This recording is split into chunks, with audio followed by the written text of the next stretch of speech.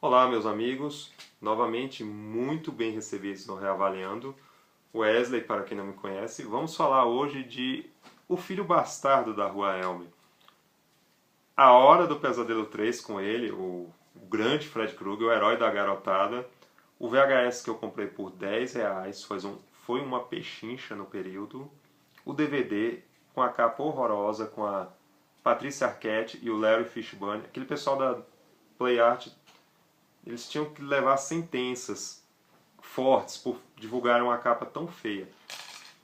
E é uma saga muito difícil de comprar em qualquer formato. Blu-ray é muito caro, está fora de catálogo, DVD também não é fácil. A Hora do Pesadelo você não acha em lojas americanas que seriam mais acessíveis.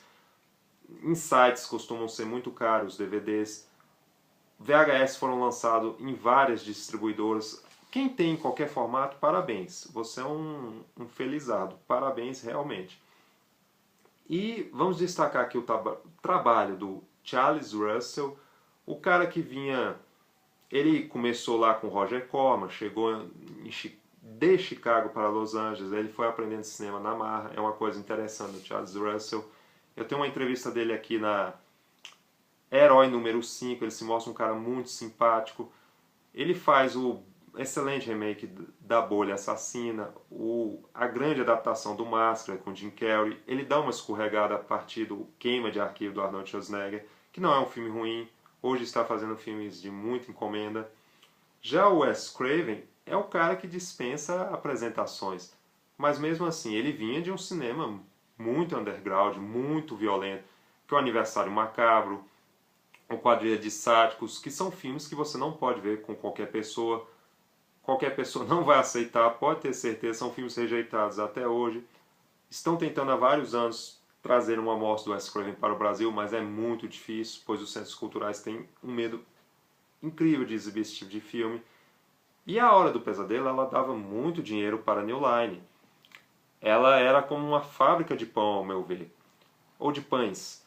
Ela dava bastante dinheiro, tinham que ser filmes produzidos rapidamente, não tinha tempo perdido, vamos dizer assim. E tinha diretores melhores do que das franquias do Sexta-feira 13, do Halloween. Aqui tinha o Jack Schroeder, Rennie Harlin, Stephen Hopkins, Rachel Taylor, não sei a pronúncia. Ela não virou uma grande diretora, mas começou aqui na Hora do Pesadelo. O próprio Wes Craven retorna para a franquia lá na parte 7 e na parte 3.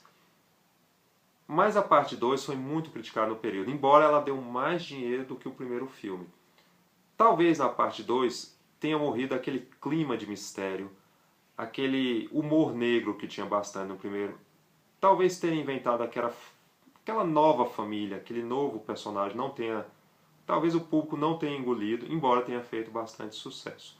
Wes Craven é convocado de novo para resgatar esse personagem, e o Wes Craven ele nunca teve o controle criativo sobre o Fred Krueger como o George Lucas teve no Star Wars, que por anos e anos o George Lucas soube conduzir a franquia do Star Wars até ser vendido para a Disney recentemente. E nessa parte 3 eles resgatam de novo aquele clima de mistério. Podem perceber que o Fred Krueger ele aparece muito pouco, as aparições dele são pequenas, eles inventam um novo grupo de adolescentes que eles sabem conduzir bem aquilo, cada adolescente tem um problema, é muito bem explorado aquilo ali, e eram filmes que a crítica pegava no pé. Vários críticos da época, do período, diziam que o Robert Englund não era um bom ator, que o Wes Craven não era um grande diretor, por eles mexerem com esses filmes. E vocês veem que isso persiste até hoje. Eu vejo vários youtubers fazendo vídeos sobre o Oscar, não é que eu acho errado, é um direito deles, mas eu não consigo fazer aquilo. Os indicados deste ano. Você vê filmes como Planeta dos Macacos, Guardiões da Galáxia, eles concorrem aos Oscars técnicos. Já os filmes de terror não concorrem. Os filmes de ficção, fantasia, eles têm uma melhor aceitação pela academia. Já os filmes de terror não. Isso até hoje eu considero uma desconsideração. Tem efeitos de pontas da Dreamcast. A Dreamcast entendeu o que eram os sonhos do Fred Krueger. Talvez no 2 não souberam colocar aquele clima onírico do Fred Krueger. Tem uma trilha aqui excelente do Angelo Badalamenti, que fazia as trilhas do David Lynch, aquele diretor que tem gente que ama ou odeia esse diretor. Mas enfim, e o Robert Englund é um cara que eu vou destacar, pois ele entendeu o que é o Fred Krueger.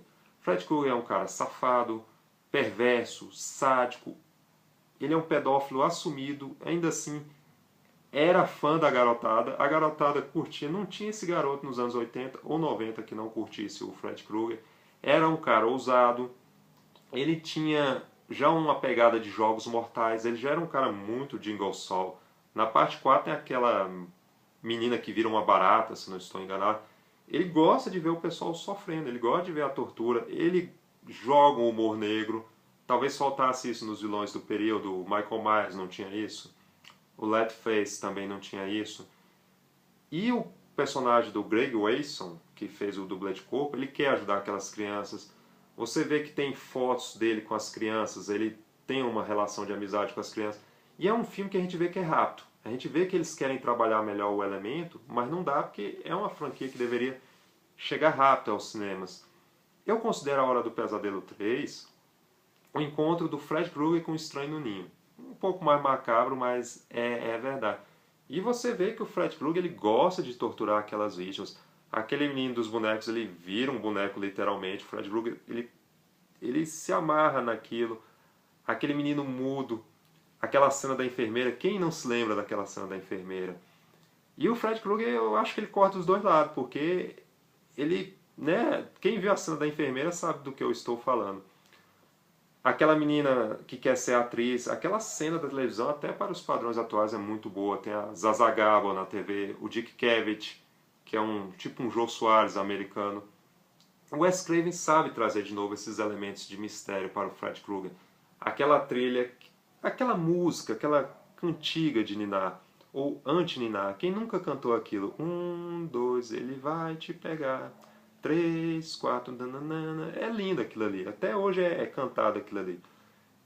Ele soube colocar esse monstro. Uma hora a gente vai ter que dormir, uma hora você vai ter que cochilar. O Wes Craven e o Charles Russell entenderam isso aqui. E o Charlie Russell, ou Charles, ele falou numa entrevista que tem aqui no DVD, inclusive os extras não são muito bons. Ele fala, o Fred Krueger ele tem um fascínio. Você torce por ele e um pouco pelas vítimas, mas na realidade você torce mais pelo Fred Krueger. Talvez ele tenha sido o primeiro monstro que você torça realmente por ele.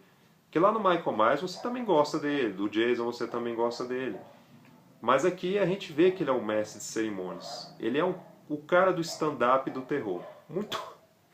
Muito antes do Rafinha Bastos, o Rabin, esses caras tocarem o terror, ele já tocava o terror aqui.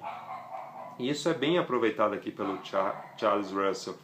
E também o Wes Craven ele teve a sacada de trazer personagens sobreviventes do primeiro filme. A Nancy, faz sentido ela ter virado uma doutora, ela cuidar daqueles meninos, tal. O doutor feito lá pelo Greg Wasson mostra o pai da Nancy, que ele virou um alcoólatra. Ele já era um pouco alcoólatra no primeiro filme, mas depois dos eventos ocorridos no primeiro filme, ele realmente vira um alcoólatra. Você vê também, por isso que eu falo que esses efeitos ainda são de ponta. Aquela cena da cobra, que ele vira aquela cobra, aquela citação explícita ao rei Harryhausen. Você também vê uma revelação. O bom filme de terror também tem que ter uma revelação. Vários diretores não entendem isso.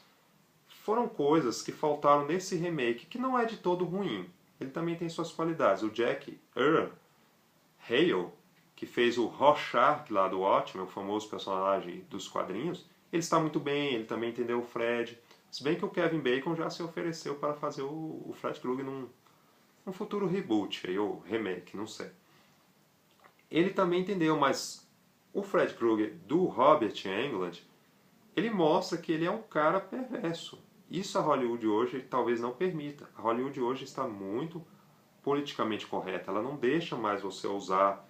Você tem uma censura muito ferrenha. Parece que você não pode mais ofender ninguém. Ficou uma coisa muito politicamente correta. E, para vocês que não sabem, uma vez eu vi no programa do Rubens Evaldo Filho, ele tinha um finado programa no Telecine Classic, Em Hollywood tem a casa do Michael Myers e do lado tem a casa do Elm Street, que é a casa do Fred Krueger. Ficaram tipo points obrigatórios para os fãs. Acredito que tem até hoje. Se um dia eu for para lá, eu vou querer muito ver essas duas casas. Tomara que Hollywood as preserve, pois elas já fazem parte do patrimônio, já fazem parte do patrimônio da humanidade. De um certo modo, vamos colocar assim.